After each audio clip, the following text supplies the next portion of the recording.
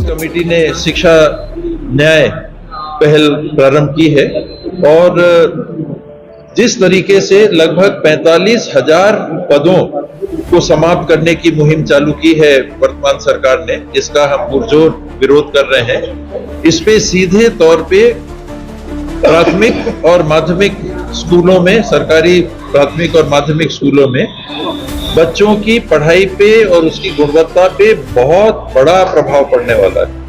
मैंने एक वरिष्ठ आईएएस अधिकारी का बयान भी देखा, सुना, और मुख्यमंत्री जी भी इस विषय में कह रहे थे और दोनों कह रहे थे कि हम जो कर रहे हैं वो शिक्षा की गुणवत्ता को सुनिश्चित करने के लिए कह रहे हैं।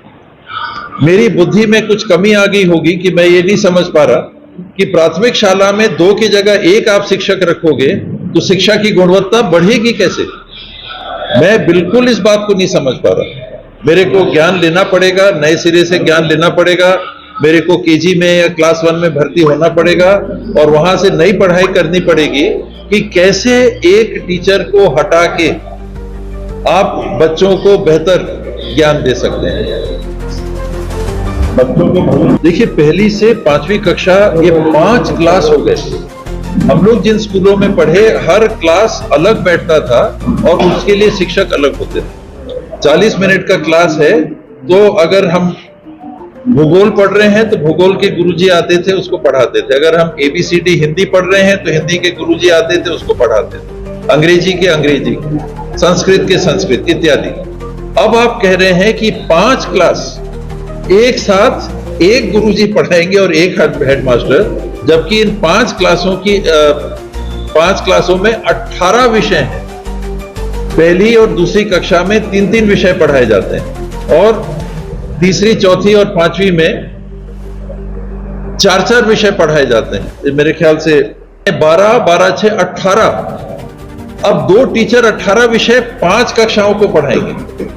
अगर एक साथ आपने 2 कक्षाओं को बैठा दिया तो आधा समय आप एक कक्षा को पढ़ाएंगे, आधा समय एक कक्षा को पढ़ाएंगे। तो जिस बच्चे को 40 मिनट की पढ़ाई होनी है वो 20 मिनट में आप एक क्लास को निपटाएंगे, 20 मिनट में आप कैसे पढ़ा सकते हैं। फिर आप कहते हैं कि गुणवत्ता प्रभावित होती है, गवर्नमेंट स्कूलों में अच्छे से पढ़ाई नहीं होती, वहां के बच्चों का स्तर थोड़ा सा कमजोर होता है। कैसे कमजोर नहीं होगा, और उसको आप और कम कर रहे हैं। उनने जो बजट बनाया है, बजट के हिसाब से जो उनको खर्चा करना, जहां जहां वो खर्चा करना चाहते हैं, वो आय के स्रोत सृजित नहीं कर पा रहे हैं। तो अगर आप आमदनी नहीं बढ़ा पा रहे हैं, राजस्व नहीं बढ़ा पा रहे हैं, तो आपके पास विकल्प क्या है। अब आपको सड़क बनाना है, सड़क के लिए पैसे चाहिए, तो सड़क के लिए पैसे कहां से आएंगे। व्यापारी क्या करता है, बड़े बड़े उद्योगपति क्या करते हैं, नौकरी से लोगों को हटाते हैं। आप देखिए निजी क्षेत्र के पैटर्न क्या है। जब भी कोई व्यवसायिक संकट आता है तो पहला काम निजी व्यवसायी क्या करता है, छटनी करता है। वही काम हमारी सरकार कर रही है। तो सरकार व्यवसायी बन गई है क्या। एक व्यवसायी के दृष्टिकोण से अगर आप सरकार को चलाओगे जिसका दायित्व और फर्ज है लोगों की सेवा करना, यह मुनाफा नहीं है, सेवा करना है, आप उससे समझौता नहीं कर सकते।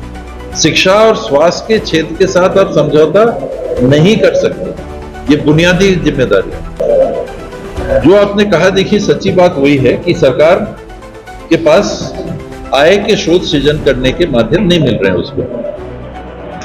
एक वो व्यापारी के ऊपर दबाव बना रही है कि जीएसटी दो, जीएसटी दो, जीएसटी दो।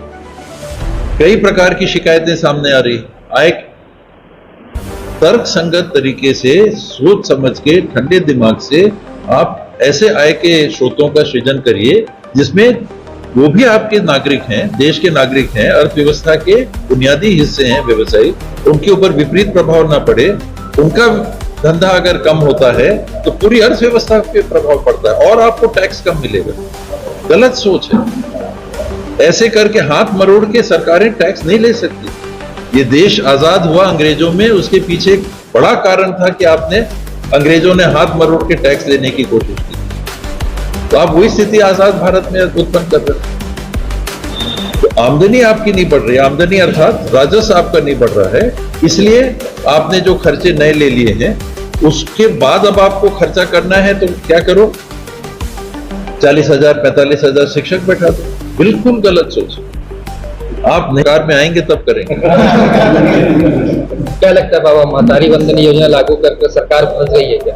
क्योंकि पर्याप्त आय के साधन फिर भी हैं, वो और तेजी से दौड़ना चाहती है और उसको लगता है कि कम समय में मैं काम करूं, तो वो सीमाएं रहती है। देखिए बजट को विपक्ष में रह के या सरकार के बाहर रह के बहुत आसान रहता है, बहुत आसान रहता है आलोचना करना। जब आप सरकार में आते हैं तब वास्तविकताएं सामने आती हैं कि पैसा तो उतना ही है जितना बजट है, वो भी पूरा आप राजस्व नहीं आता।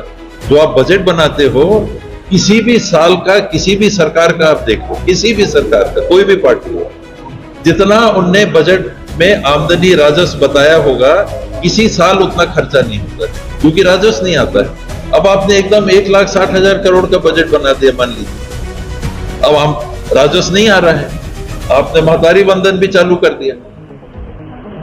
महतारी वंदन नहीं दिया जा सकता, प्रश्न ही नहीं उठता। लेकिन एक काम आप ये करोगे तो हो सकता है कि थोड़ी नई सड़क आप ना बना पाओ, वो आपको तय करना पड़ेगा। तो आप चाहोगे ये भी देंगे, हम ये भी करेंगे, हम ये भी करेंगे, फिर हाथ मरोड़ोगे और आमदनी के जरिए लोगे। और सबसे बुरी बात कि आप आज टीचर्स को बैठा रहे हो, कल के दिन आप नर्सों को बैठाओगे, कल के दिन आप डॉक्टरों को बैठाओगे। आपने स्वास्थ्य विभाग को उद्योग का दर्जा दे दिया। आपके पास पैसे की कमी है बजट में और आप कह रहे हो कि प्राइवेट डॉक्टर आओ, हम आपको पैसा देंगे, अपनी दुकान खोलो, अपना अस्पताल खोलो। यानी क्या सोच है? आपके पास हाथ बंधे हुए हैं, आमदनी का जरिया कम है और आप प्राइवेट पार्टी को बुला के कह रहे हो कि हम आपको पैसा देंगे, आओ अस्पताल खोलो। वो अपने अस्पताल में क्यों नहीं लगाना, अपने स्कूल में क्यों नहीं लगाना? ये बुनियादी है, ये बेसिक है, इससे नीचे आप नहीं जा सकते।